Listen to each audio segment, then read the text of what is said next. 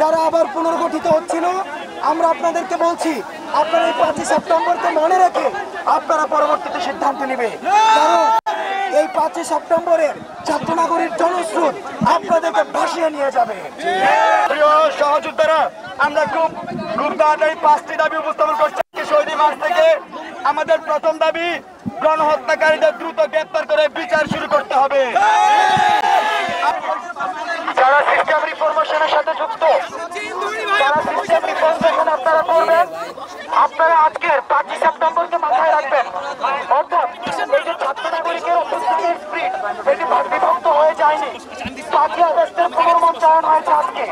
সুতরাং আপনারা যখনই সিস্টেম রিফরমেশন করবেন, তখনই হচ্ছে 5ই সেপ্টেম্বরকে মনে রাখবেন। যারা আবার পুনর্গঠিত হচ্ছিল, আমরা আপনাদেরকে বলছি আপনারা এই 5ই সেপ্টেম্বরকে মনে রেখে আপনারা পরবর্তীতে সিদ্ধান্ত নেবে। কারণ এই 5ই সেপ্টেম্বরের ছাত্র নাগরিক জনস্রোত আপনাদেরকে ভাসিয়ে নিয়ে যাবে। এনজিওর কিস্তি প্রথমবার বিকাশ পেমেন্ট করলেই 20 টাকা ইনস্ট্যান্ট ক্যাশব্যাক। আমরা আমাদের শহীদদের শহীদের মার্চ করেছে, এখান থেকে আমরা কিছু দাবি জানাতে চাই। দাবি সমেত সমাপনী বক্তব্য রাখছেন আবু বকর মজুমদার।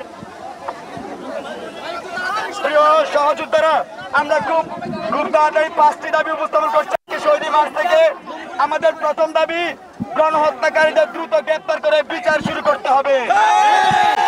আমাদের দ্বিতীয় দাবি, শহীদ পরিবারদের আর্থিক ও আইনি সহযোগিতা দ্রুত নিশ্চিত করতে হবে।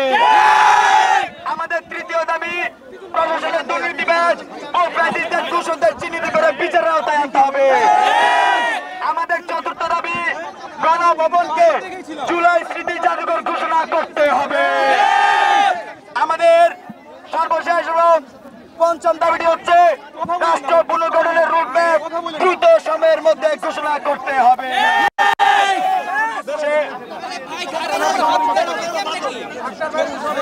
আমরা আমাদের এই দাবিগুলো উপযুক্ত জায়গায় জানাতে চাই। এই মুহূর্তে বক্তব্য দিয়ে আজকের অনুষ্ঠান সমাপ্ত ঘোষণা করবেন সাবেক সমাজসেবা সম্পাদক আক্তার হোসেন। বাংলার ছাত্র জনতা বুকের রক্ত ছেড়ে দিয়ে ফ্যাসিবাদকে বাংলার জমিন থেকে বিদায় করেছে।